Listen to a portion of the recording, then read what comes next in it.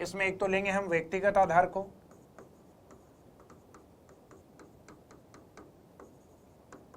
व्यक्तिगत आधार पर, और एक सेकंड रहेगा अपना भौगोलिक आधार पर।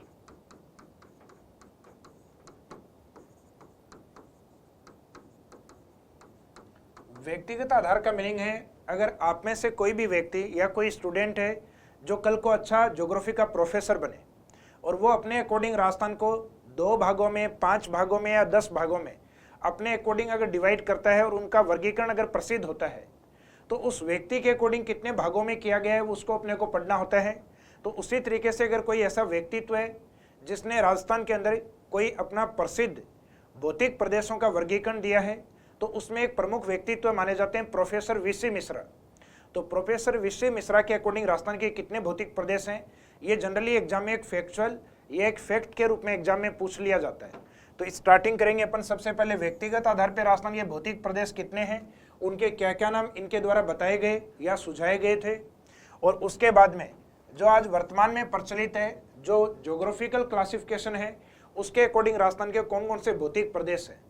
तो स्टार्टिंग करेंगे अपन व्यक्तिगत आधार पर।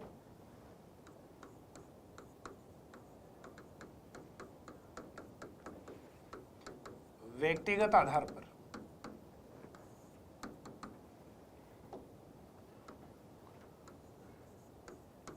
प्रोफेसर वीसी मिश्रा के द्वारा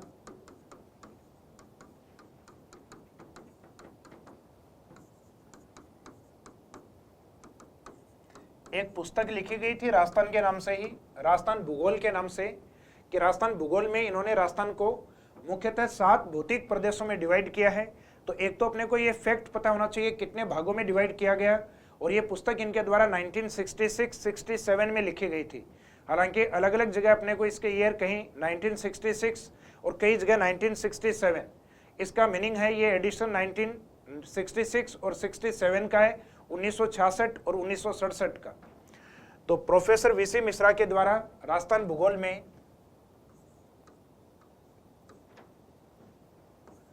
पुस्तक का नाम था राजस्थान का भूगोल।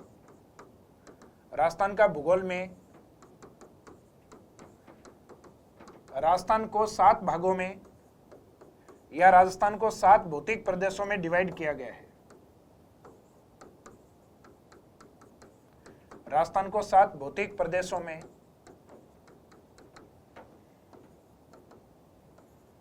बांटा गया है। तो एग्जाम में यहां आने वाला जो मेन फैक्ट है वो रहेगा एक तो आपका कि प्रोफेसर वीसी मिश्रा के द्वारा राजस्थान के कितने भौतिक प्रदेश हैं। तो ये 7 भौतिक प्रदेश, और एक उन 7 का नाम क्या क्या है, तो ये ध्यान से आपको देखना है कि इसमें क्या क्या नाम इनके द्वारा सुझाए गए या राजस्थान के भौतिक प्रदेशों को क्या क्या नाम दिया गया। जिसमें हम देखेंगे राजस्थान के मैप के अकॉर्डिंग अगर हम देखें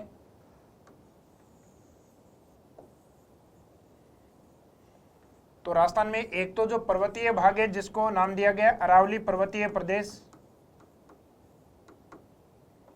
या अरावली रीजन, अरावली प्रदेश भी अपन कह सकते हैं। 3 इसके पश्चिम की ओर और 3 इसके पूर्व की ओर, यानी एक तो मेन अरावली, 3 इसके ईस्ट में, पूर्व में, और 3 इसके पश्चिम में। तो 3 और 3 6 और 1 अरावली को मिला के टोटल कितने होते हैं 7। अब पश्चिम वालों के जो नाम हैं, जैसे आज भी वर्तमान में डेजर्ट में जहां वर्षा कम होती है उसको हम कहते हैं शुष्क मरुस्थल, तो इसको नाम दिया गया शुष्क प्रदेश यानी एरिड रीजन। इसके जस्ट सामने वाले भाग को नाम दिया गया अर्ध शुष्क प्रदेश, यानी जहां वर्षा थोड़ी सी अधिक होती है। और राजस्थान का ऊपरी भाग या उत्तरी भाग जहां पे उस समय 1966 और 67 के समय इस क्षेत्र में मुख्यतः कैनाल या नहरें होने के कारण, यानी एक तो गंग नहर और एक आईजीएनपी कैनाल, इस कारण उत्तरी राजस्थान वाले भाग को नहरी प्रदेश के नाम से जाना गया या उसको कहा गया।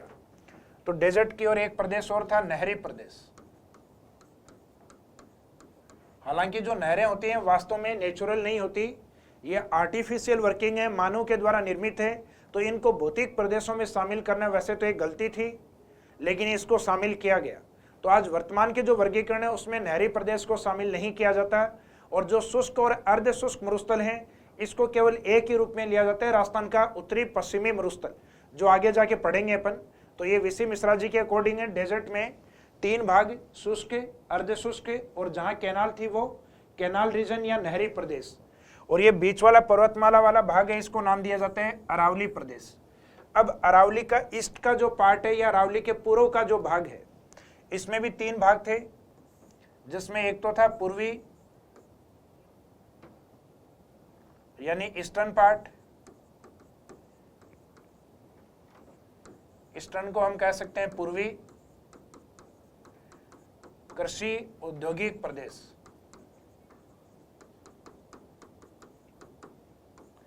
यानी इसमें अपन डायरेक्शन यूज करेंगे पूर्वी, और 2 सेक्टर को एक साथ काम में लेंगे, एक तो एग्रीकल्चर को और एक इंडस्ट्रीज को। तो पूर्व की ओर जहां कृषि और उद्योग अधिक हैं उसको नाम दिया गया पूर्वी कृषि औद्योगिक प्रदेश। इसके बाद में राजस्थान का जो सदर्न पार्ट है उसमें राजस्थान के सदर्न और कुछ भाग ईस्टर्न यानी दक्षिण और पूर्व दोनों शब्दों को काम में लिया गया। तो जहां दोनों डायरेक्शन को काम में लिया जाएगा, दक्षिण और पूर्व, वहां सेक्टर एक काम में लिया जाएगा, वहां केवल कृषि का काम में लेंगे। जबकि जहां डायरेक्शन एक यूज की है पूर्वी, वहां सेक्टर आपके 2 यूज होंगे, एक तो कृषि और एक औद्योगिक। तो ये जो नीचे वाला सदर्न और ईस्टर्न वाला, इसमें शामिल किया जाता है दक्षिणी पूर्वी कृषि प्रदेश, यानी ये राजस्थान के दक्षिणी पूर्वी एग्रीकल्चर रीजन के रूप में जाना गया।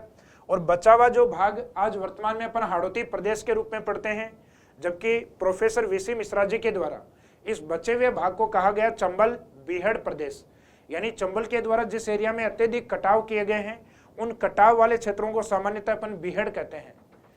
तो इसका मीनिंग है हाड़ौती वाला जो रीजन है उसको नाम दिया गया था चंबल के बीहड़ के नाम से, चंबल बीहड़ प्रदेश। तो अरावली के पूर्व के जो भाग हैं उसमें 2 जगह तो अपने को डायरेक्शन को यूज करना है, एक जगह तो पूर्वी केवल एक डायरेक्शन और 2 सेक्टर काम में लेने हैं, तो पूर्वी कृषि औद्योगिक प्रदेश। और जहां 2 डायरेक्शन यूज करते हैं दक्षिण और पूर्व, इसका मीनिंग वहां एक सेक्टर काम में लेना है केवल कृषि। तो दूसरा था दक्षिणी पूर्वी कृषि प्रदेश, और बचा हुआ जो भाग है वो चंबल का एरिया यानी चंबल बीहड़ प्रदेश के रूप में। तो 3 अरावली के पूर्व के हो चुके हैं और 3 पश्चिम के और 1 अरावली, यानी टोटल कितने भाग हैं? 7। अब आप इनको नोट्सों में लिखते टाइम यानी डायग्राम के तौर पे तो आप इस तरीके से इंडिकेट कर सकते हैं, लेकिन जो 7 भाग हैं उनको इस तरीके से लिखना है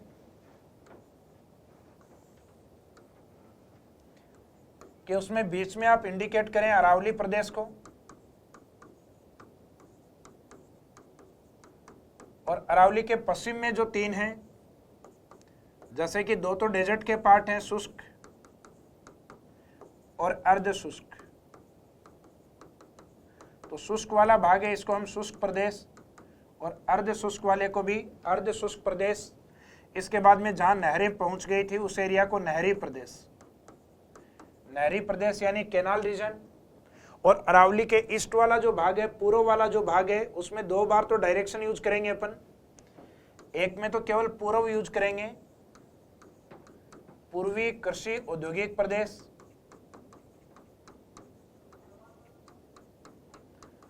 पूर्वी कृषि औद्योगिक प्रदेश, और एक में डबल डायरेक्शन यूज करेंगे दक्षिणी पूर्वी। सेक्टर केवल एक ही काम में लेंगे, इसमें दक्षिणी पूर्वी कृषि प्रदेश।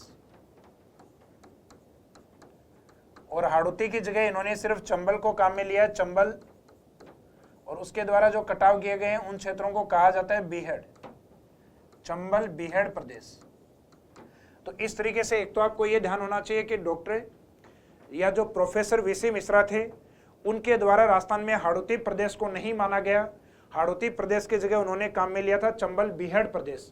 तो एक तो विशेष करके इस नाम को ध्यान रखिएगा आप कि राजस्थान के हाड़ौती प्रदेश को प्रोफेसर वीसी मिश्रा के इस वर्गीकरण में शामिल नहीं किया गया है। तो इस वर्गीकरण को बहुत ज्यादा मान्यता राजस्थान में नहीं है। तो व्यक्तिगत तौर पे जो राजस्थान के भौतिक प्रदेश थे ये मैंने आपको 7 बता दिए हैं। अब अपना ये जो चैप्टर है ये मुख्यतः चलेगा राजस्थान के भौगोलिक वर्गीकरण के आधार पर, यानी भौगोलिक आधार पर राजस्थान के कितने भौतिक प्रदेश हैं। यानी स्टार्टिंग में चैप्टर में हमने बात की थी एक तो व्यक्तिगत आधार पे जो अभी देखा अपन ने वीसी मिश्रा जी के अकॉर्डिंग, और एक दूसरा भौगोलिक आधार पे। तो अब स्टार्ट करेंगे भौगोलिक आधार पर।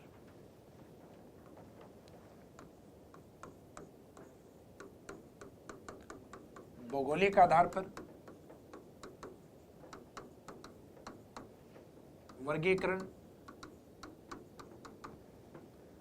अब इसमें ज्योग्राफिकल फैक्टर लिए जाएंगे, उसके अकॉर्डिंग भौतिक प्रदेशों को बताया गया है, जिसमें एक तो मुख्यतः उच्चावच को लिया गया है और एक दूसरा लिया गया है जलवायु को। यानी राजस्थान को कुल 4 भौतिक प्रदेशों में बांटा गया है, जिसमें 3 का बेस तो है ऊंचाई यानी उच्चावच और 1 का बेस है क्लाइमेट या जलवायु। तो इसमें अपन कह सकते हैं कि उच्चावच एवं जलवायु के आधार पर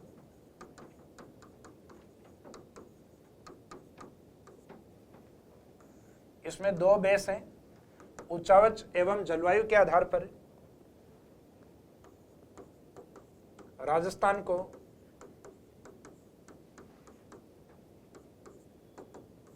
चार भौतिक प्रदेशों में बांटा गया है।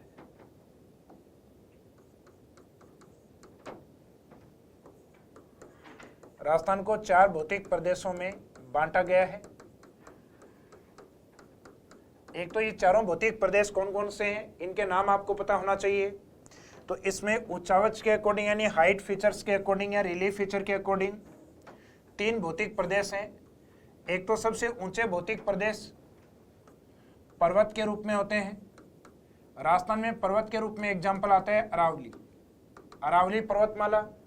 पर्वतों से नीचे जो भौतिक प्रदेश हैं और सामान्यतः जो चट्टानी होते हैं और ऊपर से सपाट भी होते हैं, तो पर्वतों से नीचे भौतिक प्रदेश माने जाते हैं प्लेट्यू रीजन यानी पठारी भाग। तो राजस्थान के अंदर पठार का एग्जाम्पल है हाड़ौती पठार। हाड़ौती नाम इस एरिया में मुख्यतः हाड़ा वंशजों का शासन रहा है ऐतिहासिक दृष्टि से। तो ऐतिहासिक दृष्टि से राजस्थान के पठारी भाग को हाड़ा वंश के शासन के कारण हाड़ौती पठार कहा जाता है। और जस्ट इसके नीचे वाला भाग मैदानी भाग के रूप में जो राजस्थान में अरावली के पूर्व में स्थित है, इस कारण इसको नाम दिया गया राजस्थान का पूर्वी मैदान। तो सबसे नीचे भौतिक प्रदेशों के रूप में होता है मैदान, जो राजस्थान में पूर्वी मैदान के नाम से प्रसिद्ध है, जबकि इंडिया में ये उत्तर में होने के कारण इसको उत्तर विशाल मैदान के रूप में जाना जाता है। तो पूर्वी मैदान और एक मैदान के इक्वल एक मैदान और आता है, लेकिन वहां की जो क्लाइमेट या जलवायु है वो शुष्क प्रकार की होती है, अर्थात कम वर्षा वाली होती है। इसी कारण जो डेजर्ट या मरुस्थल का जो पार्ट है, इसको मुख्यतः जलवायु के आधार पे या वर्षा की मात्रा के आधार पे इसको अलग से डिफाइन किया गया है कि ये एरिया डेजर्ट है। तो राजस्थान में मरुस्थल है, ये मुख्यतः क्लाइमेट के अकॉर्डिंग डिफाइन किया गया है, परिभाषित किया गया है। जबकि बाकी जो 3 भाग है, जिसमें सबसे नीचे और सपाट भागों को सामान्यतः उपजाऊ भागों को अपन मैदान के रूप में, मैदानों से ऊपर जो चट्टानी भाग होते हैं ऊपर से प्लेन, उनको पठार, और सबसे ऊंचे भौतिक प्रदेशों को कहा जाता है पर्वत।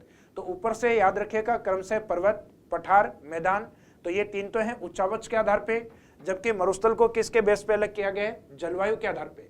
तो इसका मीनिंग है राजस्थान को 4 भौतिक प्रदेशों में डिवाइड किया गया है, जिसमें 3 का आधार है उच्चावच और एक डेजर्ट का आधार है मुख्यतः जलवायु। तो ये जो तीनों भौतिक प्रदेश हैं ये मेनली उच्चावच के आधार पे हैं, जबकि डेजर्ट है ये मुख्यतः जलवायु के आधार पर। तो स्टार्टिंग में मैंने आपको बताया भी यही था कि राजस्थान को उच्चावच और जलवायु के आधार पे कितने भौतिक प्रदेशों में बांटा गया है, 4 भागों में। तो ये जो ज्योग्राफिकल क्लासिफिकेशन है ये एक स्टैंडर्ड या मानक वर्गीकरण माना जाता है। तो एग्जाम में जब भी आपके क्वेश्चन आता है कि राजस्थान को कुल कितने भौतिक प्रदेशों में बांटा गया है, इसका मीनिंग किसी व्यक्ति का नाम नहीं लिखा। तो राजस्थान में जो मानक भौतिक प्रदेश हैं वो हैं 4। अगर व्यक्तिगत नाम लिख दिया गया है तो उसमें एक व्यक्ति का नाम लिखा जाता है, मिस्टर जो प्रोफेसर वीसी मिश्रा हैं उनका नाम। तो वीसी मिश्रा जी के अकॉर्डिंग राजस्थान के भौतिक प्रदेश पूछे जाते हैं। देन आपका आंसर फिर चेंज होके कितना रहेगा, 7। अब जो 4 भौतिक प्रदेश हैं उनके सामान्य जानकारी अपने को पता होनी चाहिए। सामान्य जानकारी का मीनिंग है उन भौतिक प्रदेशों का एरिया, वहाँ निवास करने वाली जनसंख्या, उन भौतिक प्रदेशों का विस्तार कितने जिलों में है, उन भौतिक प्रदेशों में किस प्रकार की मिट्टी है और उन भौतिक प्रदेशों की जलवायु किस प्रकार की है। तो अब हम देखेंगे इन 4 भौतिक प्रदेशों के नाम और उनकी सामान्य जानकारियों को। तो ये डायग्राम बनाने के बाद में फिर आपको लिखना है भौतिक प्रदेशों की सामान्य जानकारी,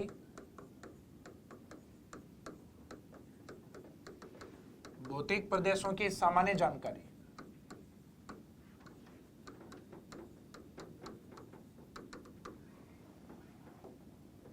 भौतिक प्रदेशों की जो सामान्य जानकारी है उसमें एक तो भौतिक प्रदेशों के नाम क्या है। तो राजस्थान के पश्चिम में जो भौतिक प्रदेश है उसको कहा जाता है डेजर्ट या मरुस्थल। मरुस्थल के जस्ट ईस्ट में आता है अरावली। अरावली के जस्ट ईस्ट में आता है पूर्वी मैदान। और राजस्थान के दक्षिण पूर्व में आता है हाड़ौती पठार।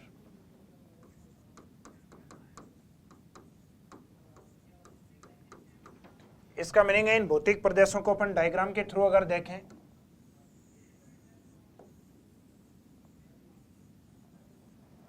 तो राजस्थान का जो अधिकांश भाग है यानी मोर देन 50% वो आपको डेजर्ट के रूप में यानी मरुस्थल के रूप में, जबकि माउंटेन या पर्वतमाला है उसको हम कहते हैं अरावली, जो डेजर्ट के जस्ट ईस्ट की ओर है। अरावली के बाद राजस्थान के दक्षिण और पूर्व की ओर नदियों के द्वारा निर्मित राजस्थान का पूर्वी मैदान। यह पूर्वी मैदान मुख्यतः अरावली के संदर्भ में है। जैसे डेजर्ट है वो अरावली के संदर्भ में पश्चिम में है तो इसको हम कह सकते हैं पश्चिमी मरुस्थल, और अरावली के संदर्भ में पूर्व की ओर मैदान है तो इसे हम पूर्वी मैदान। और दक्षिण और पूर्व के बीच में सामान्यतः जो चट्टानी भाग के रूप में है ये वाला जो पार्ट है इसको हम नाम देते हैं हाड़ौती पठार।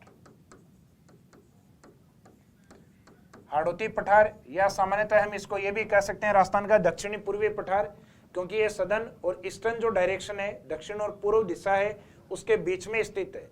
तो इसी क्रम में हमने इनको रखा है मरुस्थल, फिर अरावली, फिर पूर्वी मैदान और फिर हाड़ौती।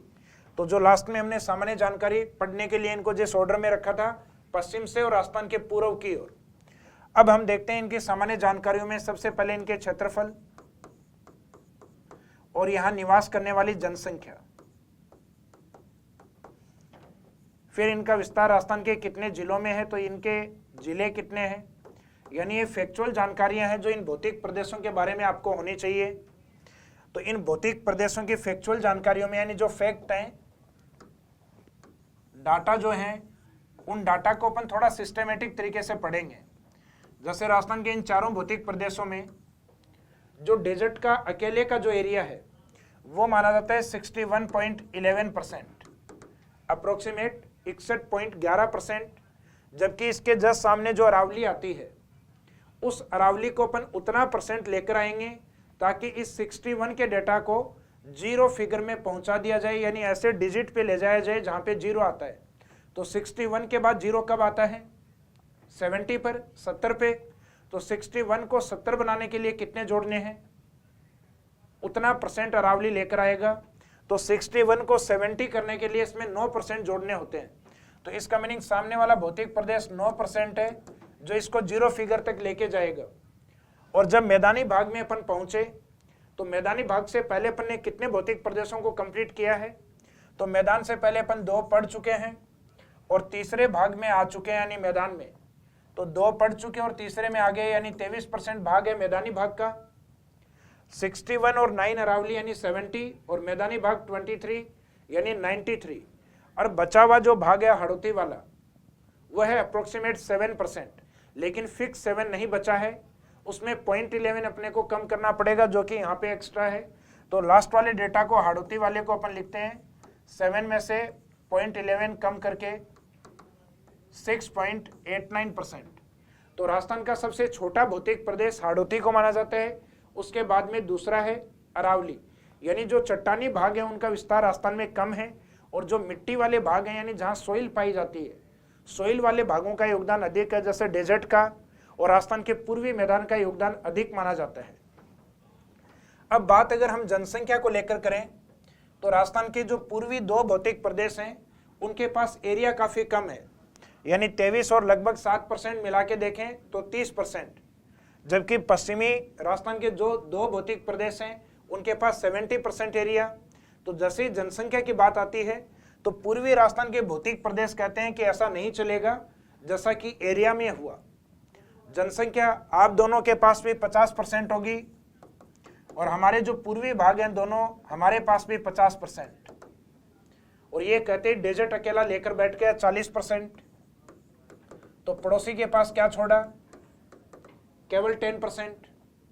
जबकि आगे वाले जो भाग हैं उसमें 40% से एक कम रहेगा मैदानी भाग में, यानी 39%, और दोनों के पास मिला के 50% है, तो बचे हुए भाग के पास 11%।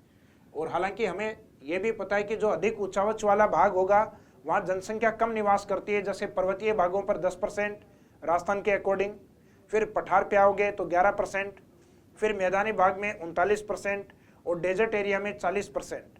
तो इसका मीनिंग है जैसे जैसे उच्चावचीय भाग या ऊंचाई आपकी कम होती जाएगी वैसे वैसे जनसंख्या बढ़ेगी, या हाइट जैसे जैसे ऊपर बढ़ेगी आपकी, तो हाइट बढ़ने के साथ जनसंख्या कम होगी।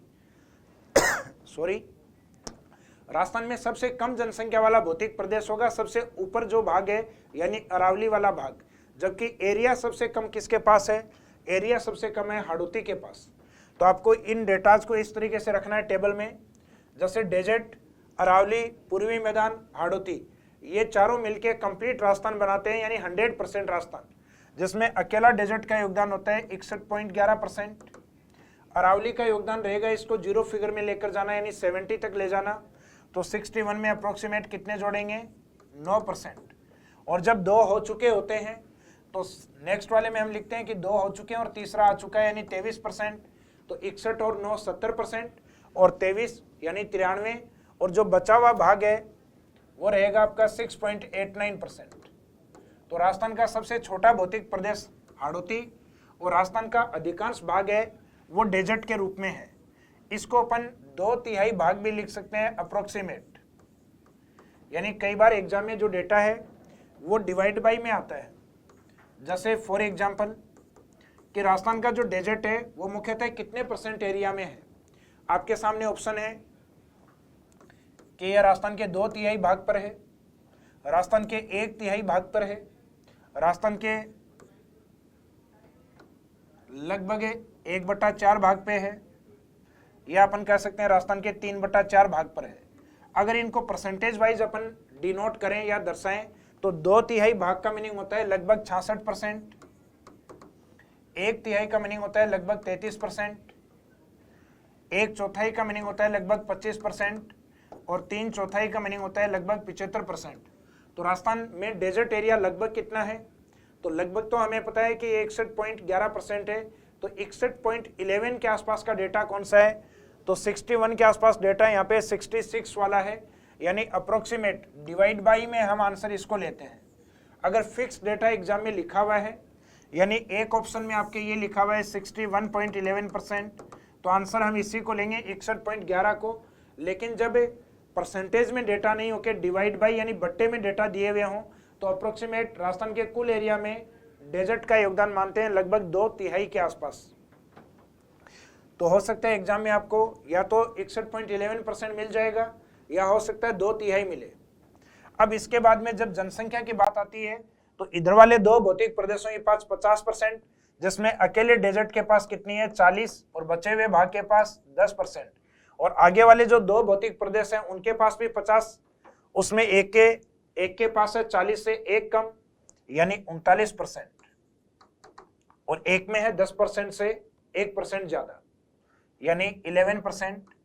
यह मिला के दोनों को 50 करना है, 39 है, तो बचा हुआ 11% है हाड़ौती का।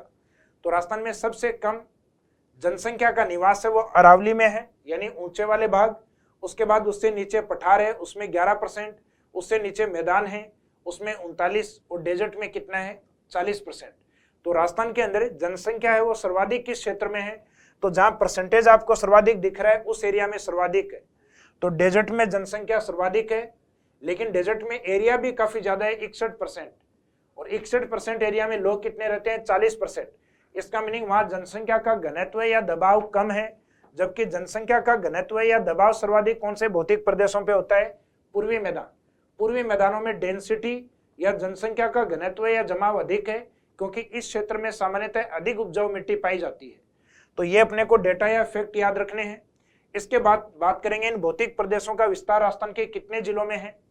जैसे डेजर्ट वाला जो एरिया है उसके जिलों की जब काउंटिंग होती है तो अरावली के पश्चिम के जो जिले हैं उनकी संख्या मानी जाती है 13 जिले, जबकि उसमें एक अरावली वाला डिस्ट्रिक्ट सिरोही भी काउंट है जो कि डेजर्ट का पार्ट नहीं है। इसका मीनिंग मरुस्थलीय जिलों की संख्या कितनी ली जाएगी? 12। तो एक तो क्वेश्चन है अरावली के पश्चिम में कितने जिले हैं, तो अरावली के पश्चिम में राजस्थान के 13 जिले हैं। अरावली के पश्चिम में वो जिला जो मरुस्थल में शामिल नहीं होता, अर्थात नॉन डेजर्ट डिस्ट्रिक्ट, गैर मरुस्थलीय जिला माना जाता है। तो अरावली के पश्चिम में गैर मरुस्थलीय जिले में आता है सिरोही। इसका मीनिंग राजस्थान में पश्चिम में डेजर्ट में कितने जिले माने जाएंगे? तो आंसर रहेगा 12 जिले। तो एक तो आपको इस डेटा को याद रखना है, मरुस्थल में जिले कितने रहेंगे? 12 डिस्ट्रिक्ट।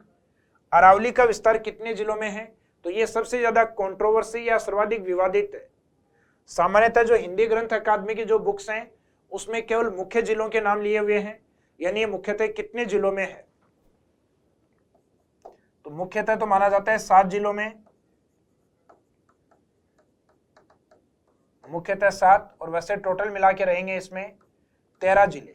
तो डेटा में अपने को दोनों ही याद रखने, एक तो 7 और एक 13, लेकिन फर्स्ट प्रायोरिटी में आपको आंसर 7 रखना है, जो अपनी हिंदी ग्रंथ अकादमी की बुक्स में लिखा हुआ रहता है कि अरावली मुख्यतः 7 जिलों में है। और वैसे अन्य जिलों में भी थोड़ा बहुत इसका विस्तार माने तो वैसे कुल मिला के लगभग 13 में माना जाता है।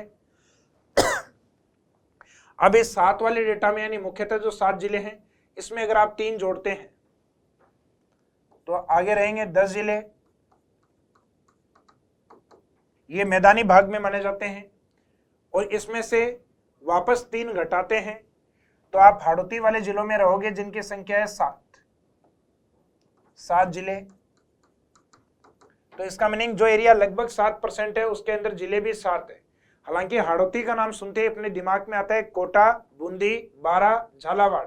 तो आपका हाड़ौती संभाग है जिसमें केवल 4 जिले हैं, जबकि हाड़ौती भौतिक प्रदेश में कुल 7 जिले आते हैं।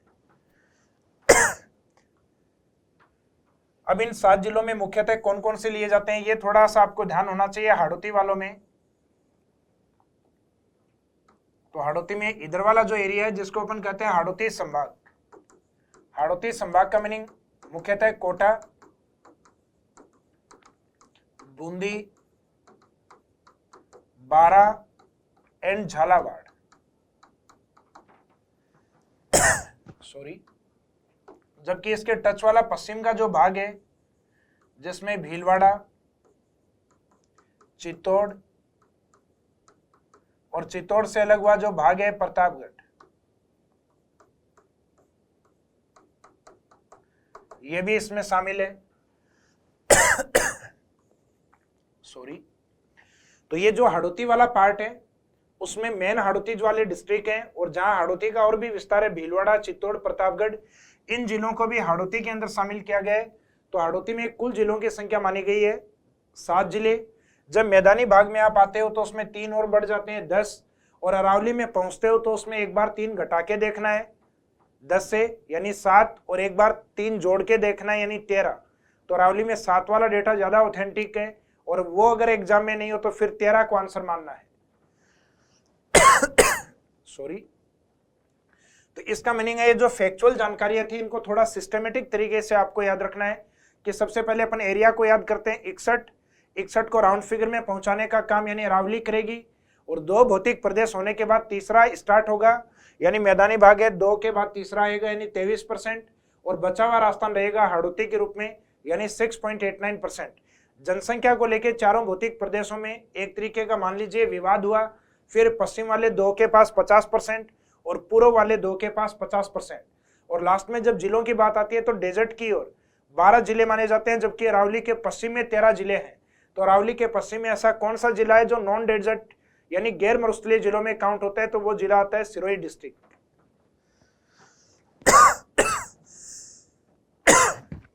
सॉरी, इसके बाद बात करते हैं अपन भौतिक प्रदेशों में मुख्यतः मिट्टी की। तो अरावली के पश्चिम में मिट्टी मानी जाती है मुख्यतः बलुई मिट्टी या रेतीली मिट्टी।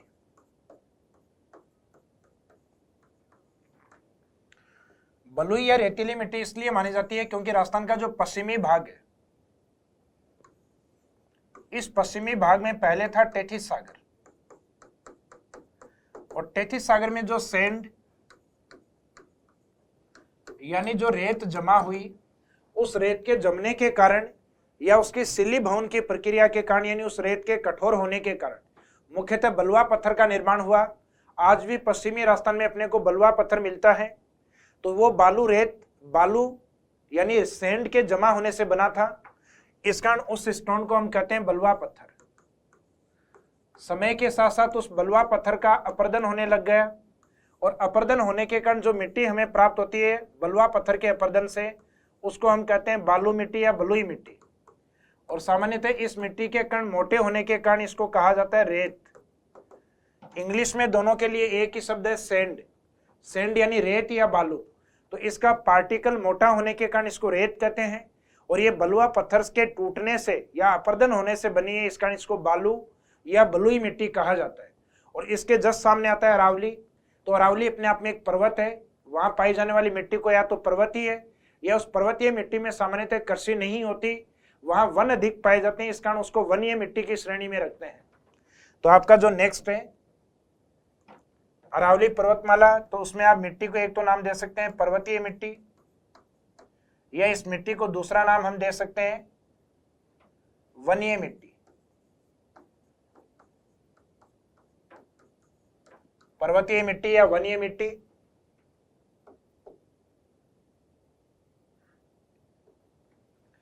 जबकि पूर्वी मैदानी भाग है, मैदानी भागों का निर्माण होता है नदियों के द्वारा जमा किए गए अवसादों से।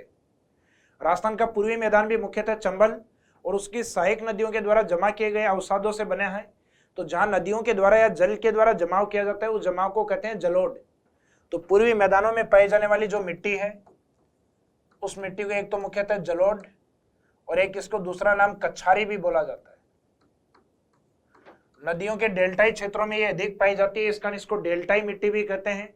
तो जलोढ़ मिट्टी, कछारी मिट्टी या डेल्टाई मिट्टी, सबका मीनिंग एक ही है। और उसके बाद में हाड़ौती का क्षेत्र, जिसका निर्माण मुख्यतः ज्वालामुखी लावे से होता है।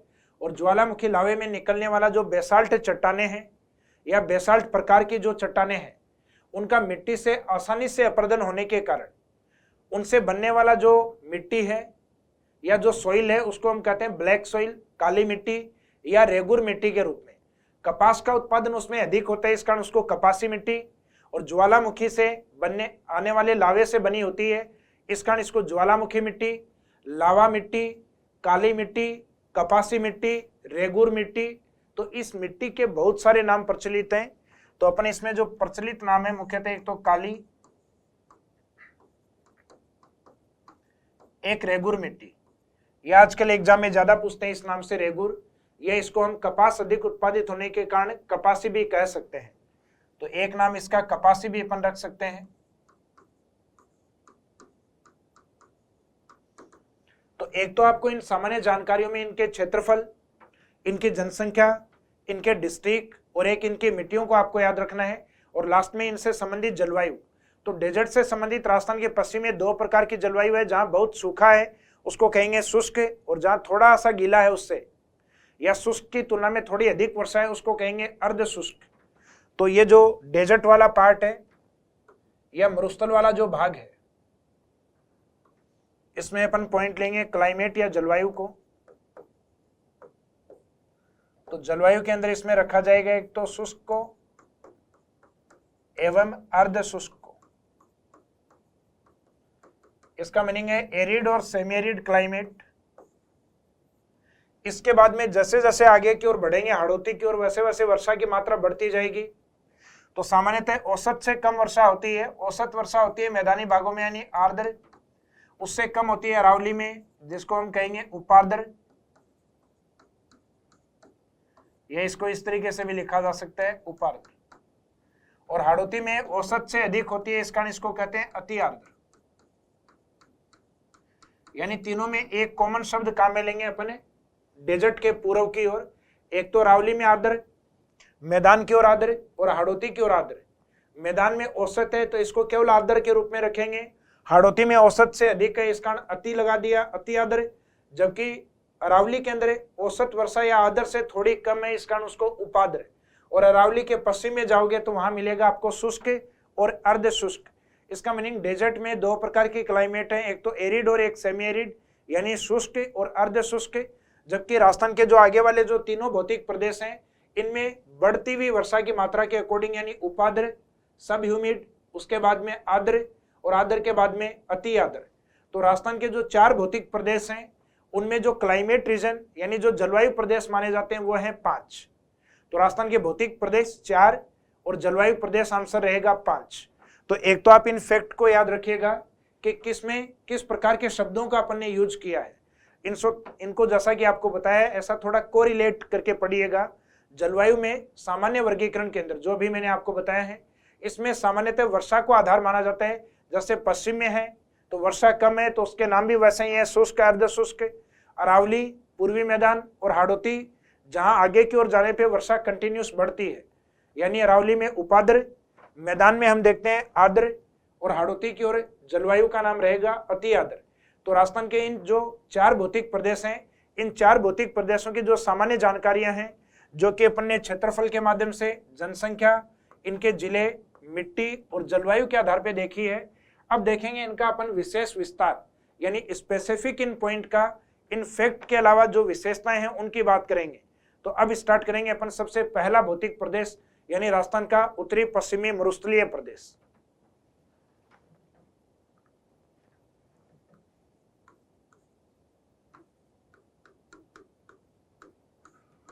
उत्तरी पश्चिमी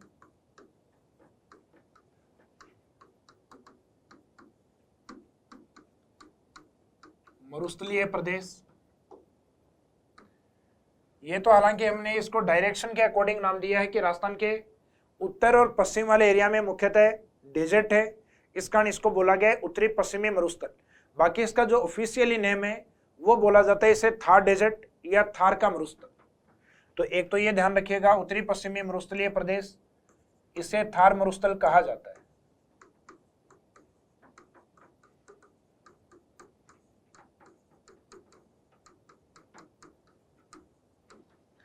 इसे थार मरुस्थल कहा जाता है।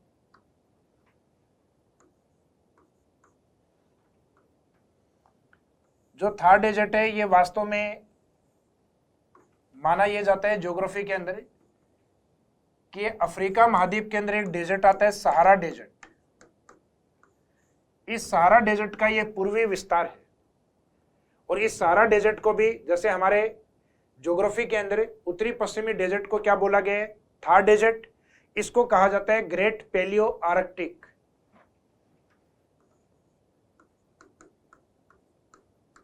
इसे great palaeo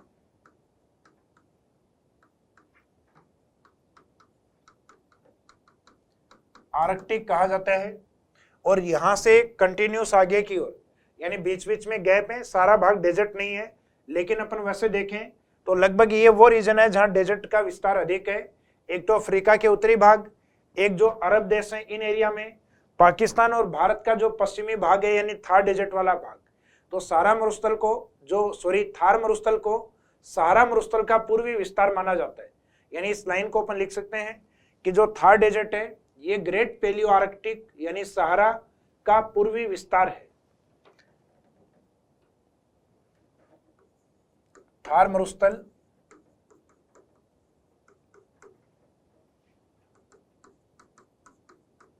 great palaeo Arctic.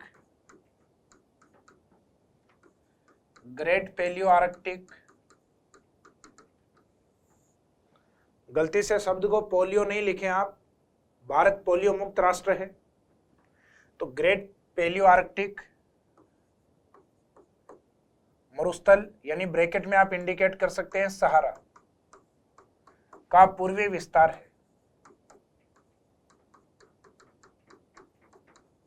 अगर एग्जाम में ये स्टेटमेंट आ जाता है आपके क्वेश्चन के अंदर कि राजस्थान है वो सहारा मरुस्थल या ग्रेट पैलियो आर्कटिक का पूर्वी विस्तार है, तो इस स्टेटमेंट को अपने को सही लेना है। और इसे राजस्थान में थार डेजर्ट के नाम से जाना जाता है, तो इसे थार डेजर्ट भी कहा जाता है। अब इसके नाम के बाद में हम देखेंगे इसकी जो उत्पत्ति है या जो फॉर्मेशन है ये किस समय इसका निर्माण हुआ। जैसे अपना जो जन्म है वो एक निश्चित टाइम पीरियड में हुआ है, तो इस भौतिक प्रदेश का जो निर्माण है वो ज्योग्राफी के जो काल हैं, जो टाइम पीरियड है, जो टाइम स्केल है, उस टाइम स्केल में इसको किस समय में रखा गया है। तो थर्ड डेजर्ट में नेक्स्ट पॉइंट रहेगा आपका इसका निर्माण काल। तो निर्माण काल में एक तो मुख्य माना जाता है ट्रसरी काल,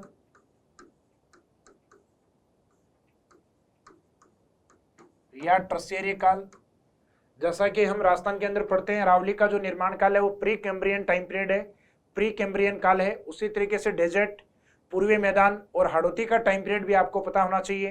तो एक तो मुख्यतः दो जो तृतीय युग है, जो ट्रसरी टाइम पीरियड है एक तो उसको, और एक जो क्वार्टनरी टाइम पीरियड है यानी जो चौथा युग है, उसका जो प्राइमरी पार्ट है यानी उसका जो पहला भाग है, उस पहले भाग को कहा जाता है क्वार्टनरी के को प्लीस्टोसीन। प्लीस्टोसीन काल। तो एग्जाम में अगर ये दोनों ही पार्ट आपके सामने हैं तो इसमें मुख्यतः डेजर्ट का जो निर्माण काल या अधिकांश भाग है ये ट्रसरी काल में बना है। तो मरुस्थल का निर्माण मुख्यतः किस काल में हुआ? तो आंसर रहेगा आपका ट्रसरी काल। और अगर दोनों ऑप्शन में एक साथ हैं तो दोनों को आंसर मानेंगे अपन, ट्रसरी काल और प्लीस्टोसीन। और ये दोनों अलग अलग ऑप्शन में दिए गए हैं तो इसमें मेन आंसर रहेगा आपका ट्रसरी काल वाला। अब इसका जो निर्माण है उसके बारे में कहा जाता है कि इसका जो निर्माण है वो एक टाइम पीरियड में नहीं होके धीरे धीरे, और आज वर्तमान में भी इसका विस्तार हो रहा है।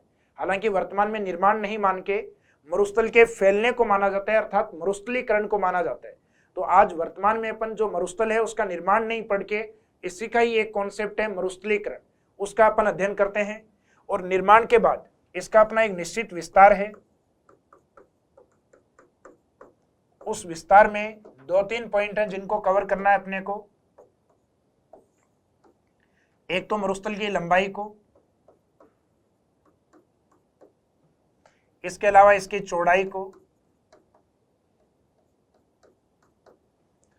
और इसकी एवरेज हाइट या औसत ऊंचाई को।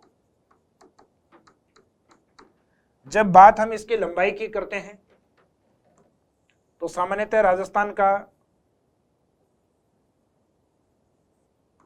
जो इस साइड में बाड़मेर से लेकर हरियाणा तक का जो पार्ट है उसकी लेंथ को लिया जाता है लगभग 640 किलोमीटर की लंबाई में।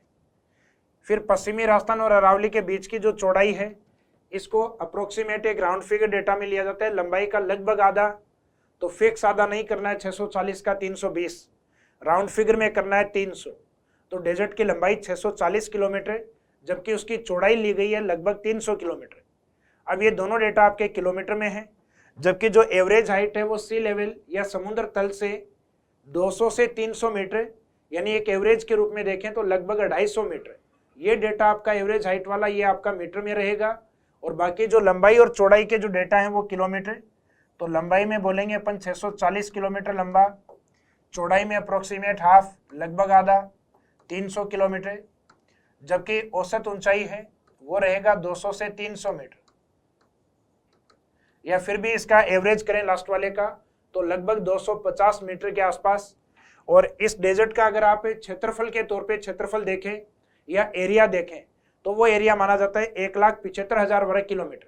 यानी इसका एरिया जब पूछा जाता है तो सामान्यतः वेजिटेशन एरिया को हटाकर यानी वनस्पति क्षेत्र को हटा के फिर डेजर्ट को बोला जाता है, तो वो एरिया है 1,75,000 वर्ग किलोमीटर। तो विस्तार के अंदर ये 3 फैक्ट हैं, इनको आप इस तरीके से लिखें, और बाकी एरिया है उसको आप अलग से इंडिकेट कर दें क्षेत्रफल को। क्षेत्रफल में 1,75,000 वर्ग किलोमीटर। तो ये वास्तव में राजस्थान का जो एरिया अभी अपन ने लिखा है ये 61.11 नहीं है, 61.11 तो अरावली के पश्चिम का जो सामान्यतः डेजर्ट माना जाता है वो एरिया है, लेकिन उसमें जो प्रमुख वनस्पति हैं कंटीली या जो जीरोफाइट है उनका एरिया निकाल के अगर हम देखें तो फिर जो आपका प्योर मरुस्थल है, प्योर डेजर्ट है, उसका एरिया होता है 1,75,000 वर्ग किलोमीटर। तो एग्जाम में अगर परसेंटेज के अकॉर्डिंग आता है तो आंसर देना है 61.11%, और एरिया के अकॉर्डिंग अगर डेजर्ट को पूछा जाता है तो एरिया माना जाता है 1,75,000 वर्ग किलोमीटर। 1 लाख तो रहेगा शुष्क मरुस्थल का और 75,000 रहेगा अर्ध शुष्क मरुस्थल का। तो दोनों डेटा को मिला के बोलेंगे 1 लाख और 75,000 वर्ग किलोमीटर। इसके बाद में नेक्स्ट पॉइंट मरुस्थल के निर्माण और विस्तार के बाद में रहेगा मरुस्थल का ढाल। और किसी भी भौतिक प्रदेश का जो ढाल है उस क्षेत्र में बहने वाले ड्रेनेज सिस्टम अर्थात जो अपुआ तंत्र होता है, नदियां जो होती हैं, उससे डिसाइड होता है। तो राजस्थान के पश्चिम में डेजर्ट एरिया से बहने वाली जो प्रमुख नदी है वो लूनी नदी है, जो अजमेर से निकल के गुजरात की ओर प्रवाहित होती है। यह राजस्थान के उत्तर की ओर शिवालिक हिमालय से आने वाली मुख्यतः जो घग्गर नदी है, जो राजस्थान से एंटर करे और बाद में पाकिस्तान की ओर जाती है। अगर इनमें से किसी भी नदी को अगर हम देखें अलग से लेकर और फिर उसको डायरेक्शन के अकॉर्डिंग डिवाइड करें, तो ये नदियां राजस्थान के नॉर्थ और ईस्ट की ओर से और साउथ और वेस्ट की ओर फ्लो करती हैं। इसका मीनिंग जो ढाल है डेजर्ट का वो उत्तर पूर्व से लेके और दक्षिण पश्चिम की ओर है। और इसके बेस्ट एग्जांपल या उदाहरण के तौर पे हम दे सकते हैं लूनी का उदाहरण। तो इसका मीनिंग है मरुस्थल का ढाल उत्तर पूर्व से दक्षिण पश्चिम की ओर।